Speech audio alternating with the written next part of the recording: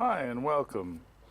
This time around I'm working on a little project for my brother-in-law, and he has recently in the last few months gotten into beer making, and he has a kegerator with these little cheesy plastic handles, and he'd like something a little bit bigger and more interesting, so I offered to make it for him. And I told him I might be sticking my symbol in there, so he might have to put up with that, and he was actually entertained by the idea. So that's where we're headed. We're going to make a tap handle, actually a pair of tap handles, out of stainless and brass with my emblem embedded in the top of the handle. So let's see how that works out. First up, we got some stainless, some 303 stainless loaded in the Jacob's chuck, and I'm going to face it, then I'm going to drill and tap for 3/8/16. And then we can flip it around and pop some threads on it.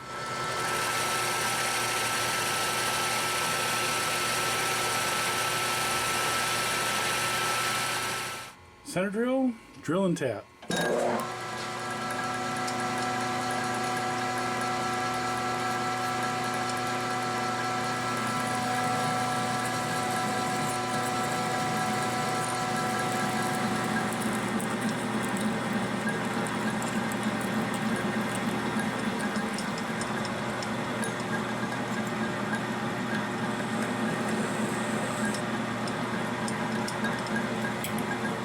Tap. So we have one side drilled and tapped. We're going to pop this out, take it over to the bandsaw, cut off a little over 3 inches. We're going to keep 2 inches. We're going to use 1 inch of threads to mate with the brass section. So this guy can come out of here, and we'll cut off 3 inches or so. So still some debris in there, so I'll clean that out too.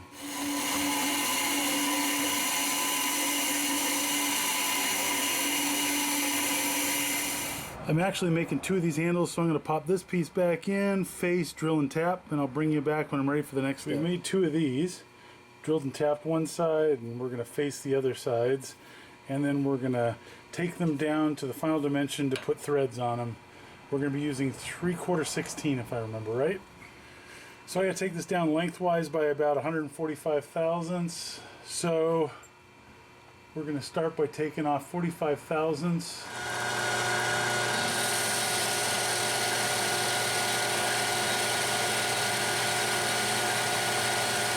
Next up, we're going to take this guy in 3/4 of an inch down to 3/4 inch diameter, except for the part by the flat where we will take it in to below the minor diameter so we have clearance for the threads.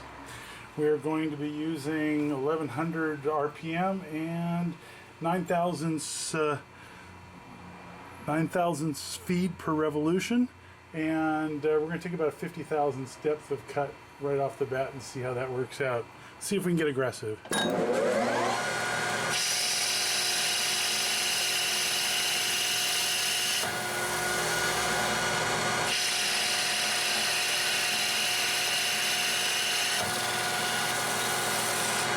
you can tell coming back we're touching the piece. That's because we're deflecting the material a bit.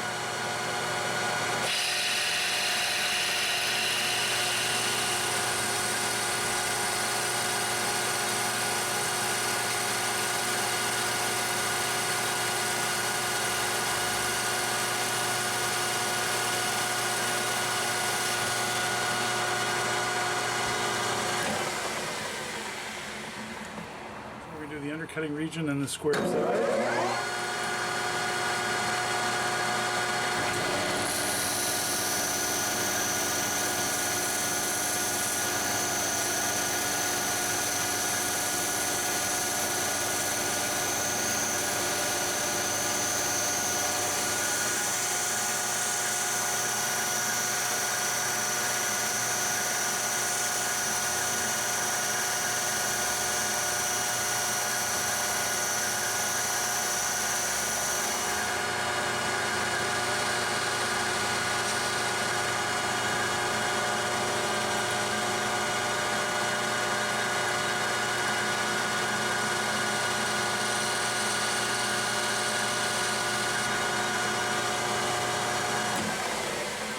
Okay, so I just need to do one more of these, then we can come back and thread. Next up, setting up for threading. 16 threads per inch. I have a thread gauge here that I'll use to check it at the end. I made it, it's out of aluminum. It's obviously not for multiple use. It's just to get these parts close enough to mate with the brass part. So first pass we'll do 10 thousandths depth of cut. And that is the wrong gear. There we go. That's a better. And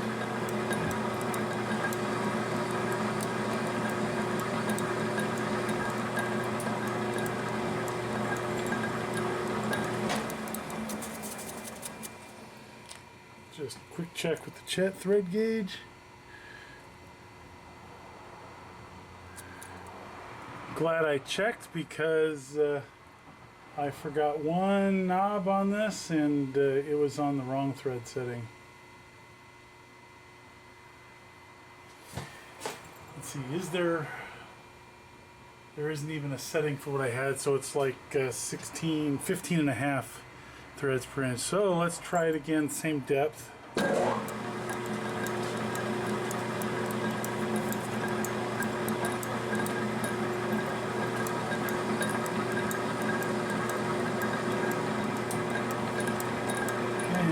Come back, we're going to go in,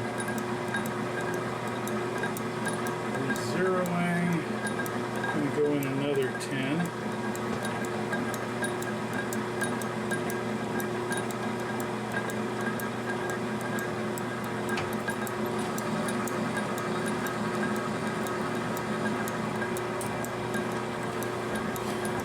Alright, let's see how this measures up.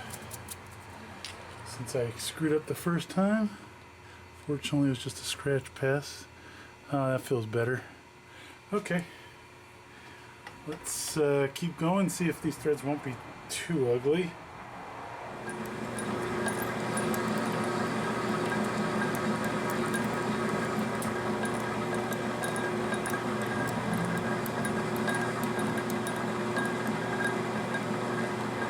Very nice. Take off the sharp top. Oops. Okie dokie.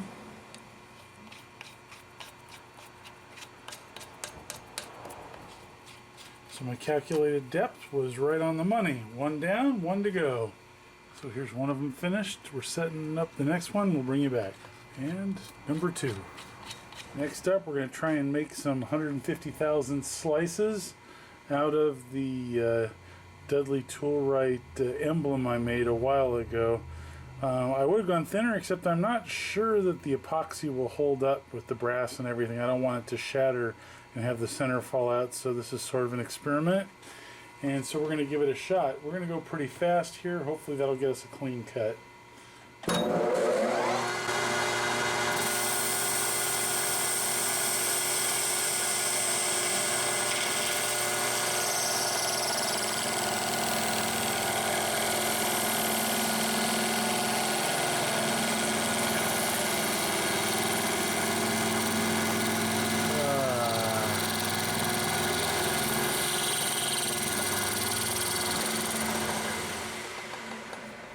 The high RPM seemed like a good idea for the epoxy.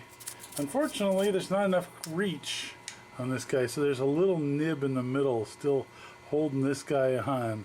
And it looked like it pushed the epoxy a little bit proud of the stainless steel outer part, which is unfortunate.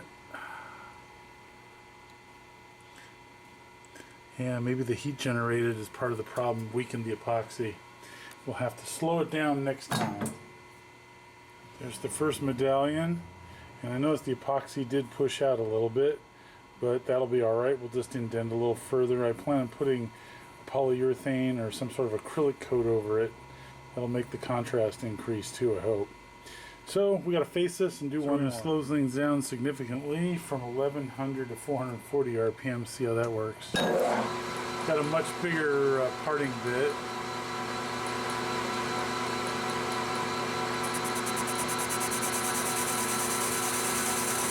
And I'm manually feeding instead of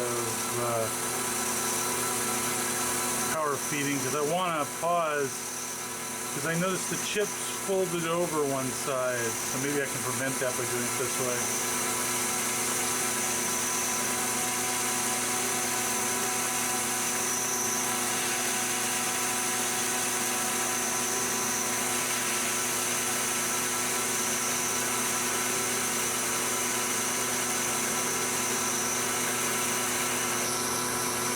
And we're into the epoxy.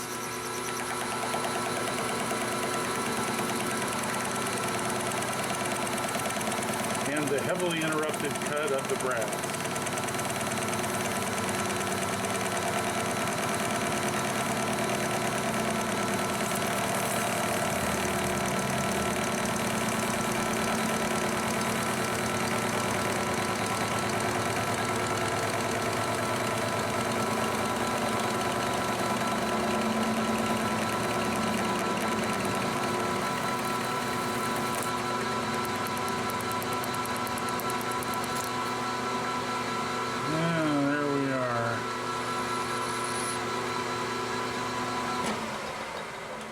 See how it survived. Oh, actually pretty well. Let's see, focus. Oh, wow. The molten chips, though, are softening the epoxy. So, not the best solution to let it get this hot at all.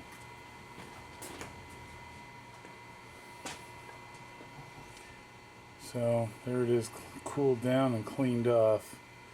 So getting it too hot is a bad idea. I'll live and learn. So here's the remaining piece. Still have about 1/2 to 3/4 of an inch left, but it doesn't like being heated like this. The epoxy breaks down, which I knew the epoxy broke down at temperature, so should have been a little more intelligent. I didn't think it would get that hot, but that was just being silly. So this might even be a job for coolant if it doesn't break down the epoxy, but I'm going to look for a different potting compound. People recommended some really interesting ones in the comments, so I will try that in the future. But we did get our 2 little medallions, so we can move on. Next up, we want to machine the upper part of the handle with the brass. And I could hold it using some brass shims that are fairly thick stock that I have, but they seem to mar the parts a little bit too unless they're harder material. And since this is going to be like material, I think what I'm going to do is I'm going to make a clamshell holder for this diameter out of some aluminum. I'll split it in half and then tighten the jaws on that, and hopefully it'll do less damage, because I haven't figured out a way to make this without at one point clamping on the surface of the brass, which I want to be fairly pristine. So we're going to do that. Face it off.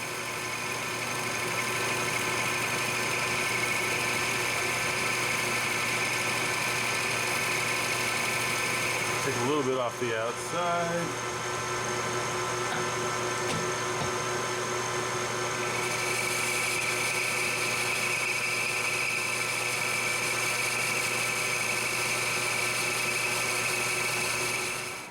So we're going up to 1.25 and we'll bore the remaining out. Feeling a little bit like A-bomb at this point in time. Kind of exciting. Using a 1 1/4 inch drill bit. I know, small for A-bomb, but one can only dream.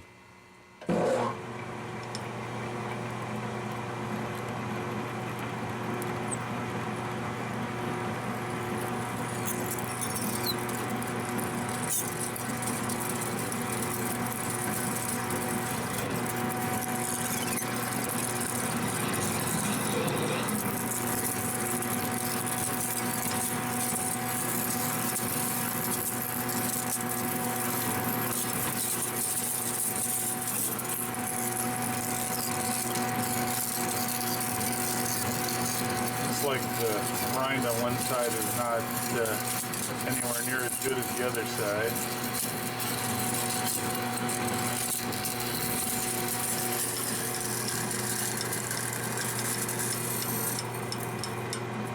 Alright, now we can bore the rest. Boring out the inside, last few passes.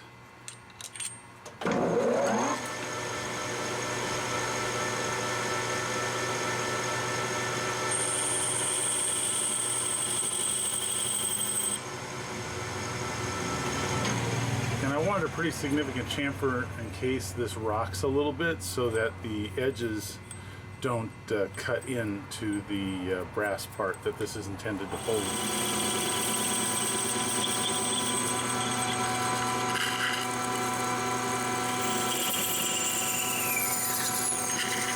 So I chamfered but didn't face this side, so it's a little bit rough. Now I'm just going to take it over to the bandsaw, cut this guy in half. So we're using the clamps here with the splits in between the jaws, and we're just lining this guy up.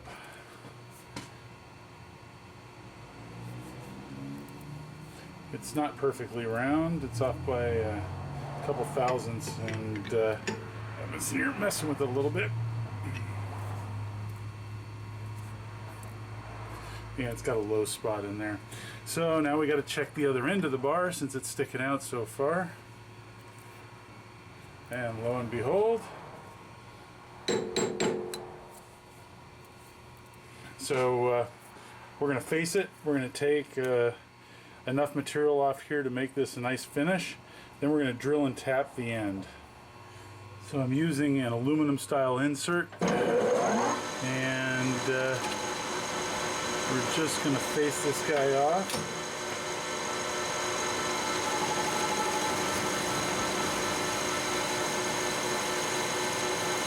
Now you may be thinking to yourself, there's a lot of stick out, and that's true, but most of the operations I'm going to perform here are axially, or this way, because I'm going to be drilling and tapping, so I wasn't worried about it. I'm going to take a really light skim cut on the outside, but that shouldn't put a lot of force either, and I'm not looking for precision diameter.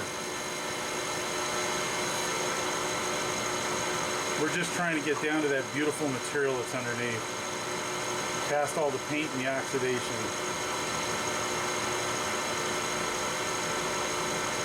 And brass never disappoints.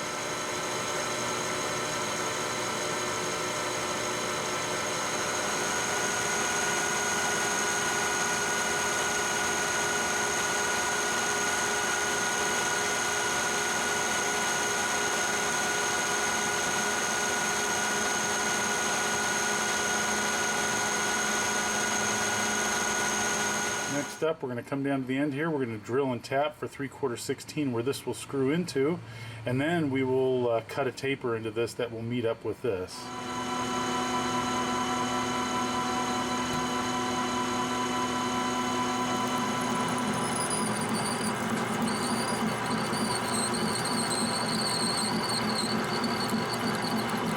So the purpose of this operation is to relieve behind where the threads are going to stop, so I don't have to work so hard. So we're going to go in about 1 inch, and then we're going to plunge in and go back like another 1/2 inch or 3/4 inch, just so that I don't have to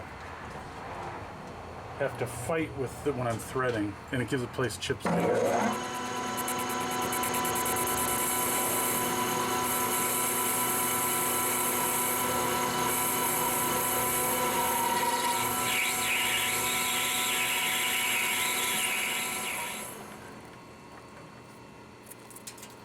So clear the chips out of here, and we will tap.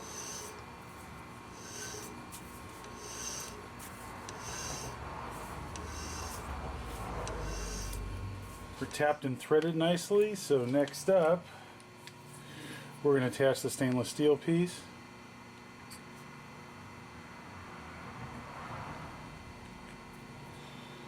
With some permanent Loctite.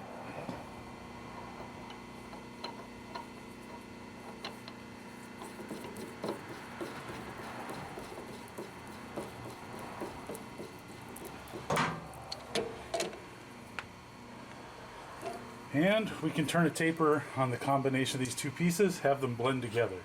Here's where the pieces, the aluminum pieces I made, the bushings to protect the surface are going to come into play, because now I'm going to have to chuck up on this so that I can turn this taper here and blend the stainless steel and the brass parts together, but I need to clamp on the brass so it doesn't stick out so far. So we're going to reset up and bring you back. So we've got the part back in, and we're about within 1/2 thousandth. So we're going to try and turn this taper next, blend the two. We're all set up. We're ready to start turning this about 7 1/8 degrees, and you can see my compound's at an angle here, and we're just going to use the compound to feed in When we get to the last couple, we'll try and get a drill motor out here and see if we can get a smooth turning so that the finish is nice. So we're going to try this at a moderate RPM and see how it goes.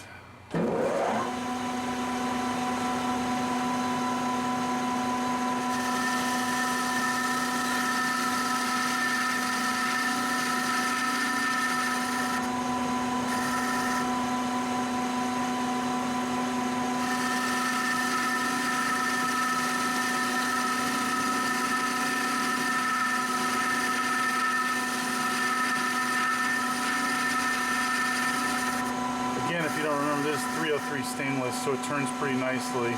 However, we are taking bites big enough to deflect the material.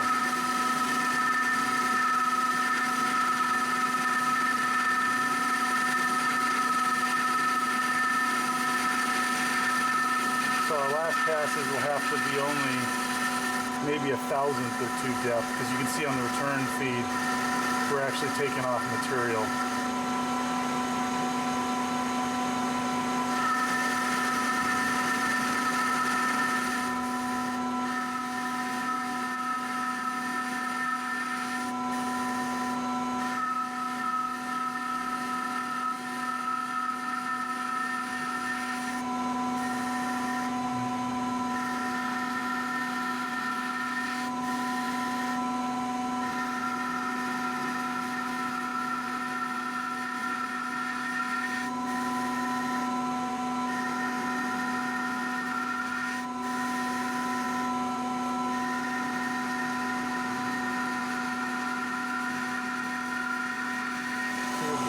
Stainless with the brass, and I've taken the brass down quite a ways. It cuts wonderfully, but boy is it messy.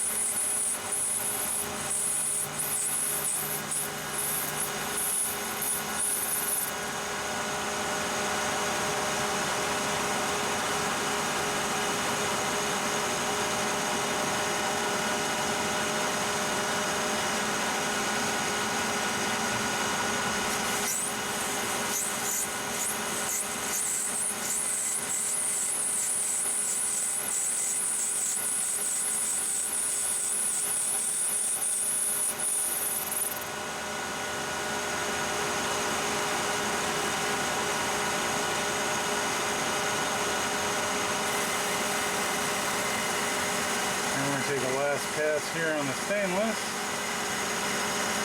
See if we can get that edge to blend.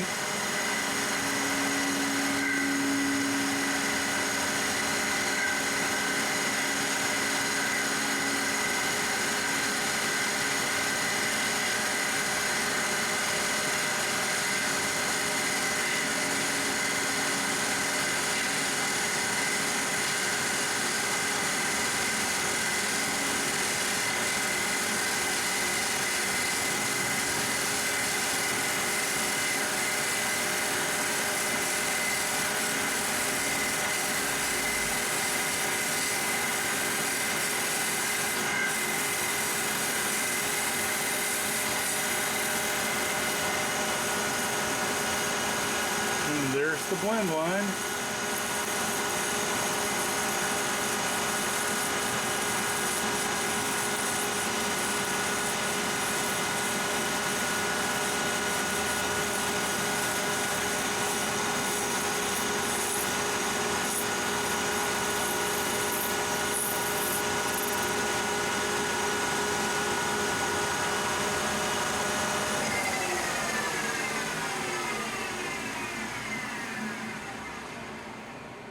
So we got the back side. We're just going to face it real quick.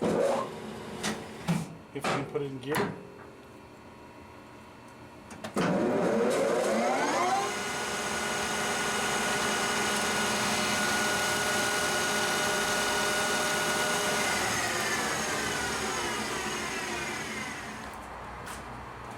Next up, we're going to bore out the center to fit this guy. We're going in only 1/4 inch, so I'm going to use an end mill to help me along that path. This is a 5/8 end mill. We need an inch final diameter.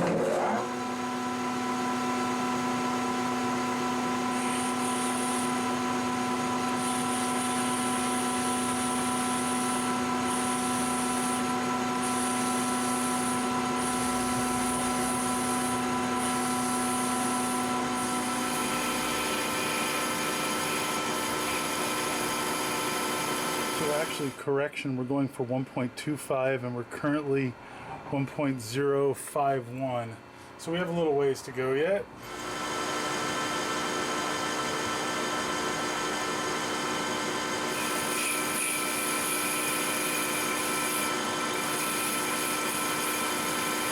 I'm being gentle not to push it in because it's a really tight fit here, really close, and if I lose it in there, I may have a hard time getting it out.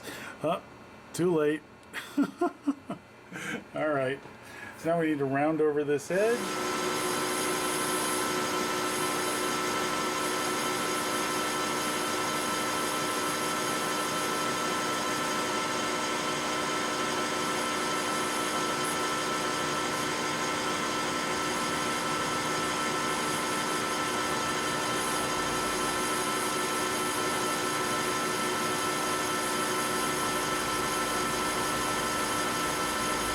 Epoxy was kind of a fail, so we're going to try acrylic this time, and we're going to use clear acrylic. That's a two-part mix.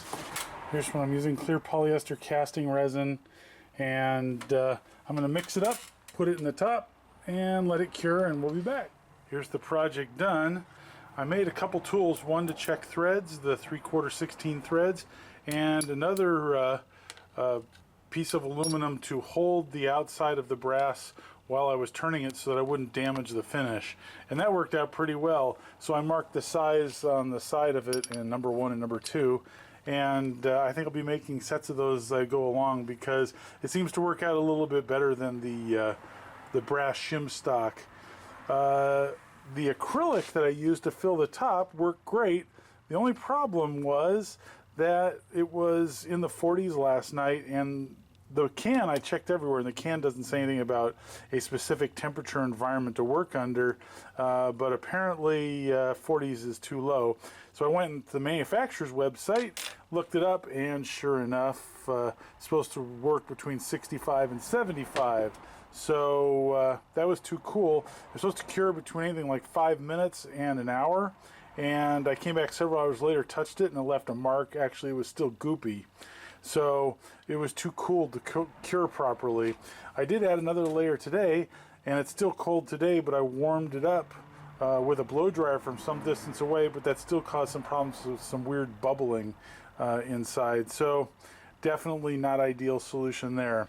Just like I had problems with the epoxy when I did this, that needed to be vacuum degassed, I believe. I figured out how to fix the crappy finish on the polyester resin, and it's going to be to first file a flat spot in it, and then come over here with 3 different grades of sandpaper, finally finishing with some heavy scratch remover and fine scratch remover here from Novus. And I tried it on a test piece and it works pretty well, so we're just gonna get started on these, use my aluminum bushing here to protect the piece while I'm doing this, and I'll bring you back when I'm done. First step, take the surface down, make it level and flat. So now we're ready for sanding. After the 40 micron, after the 20 micron, the 9 micron, after the heavy scratch remover, and after the fine scratch remover. Amazing transition. So that seems to be the trick. Go between several grades of sandpaper, maybe a file first, finish up with heavy scratch remover, fine scratch remover, and then clean plastic, clean and shine. Number 2, how it starts. Partway through filing, still not a uniform flat surface. After filing with the uniform finish and flat, after the 40 micron, after the 20, after the 9, after the heavy scratch remover. There is a little bit of debris that got stuck under between the layers of polyester, so unfortunately it's stuck in there, but we're definitely getting better. After the fine scratch remover. Here's the finished product. Much better this time, except now that the acrylic's so clear, or I keep calling it clear acrylic, but it's polyester resin. Now that it's so clear, you can see all the defects in the underlying emblem that I made, like over here with all the soft part that's scooped out on the epoxy and the holes from the outgassing. So we'll definitely try and do a better job next time, but I'm pretty happy how it turns out this time. I'm glad I know I've got a trick now to make the acrylic nice and shiny and transparent. So that's a nice handy trick. And next up we'll look at these mounted on the Kegerator. Now for the reward.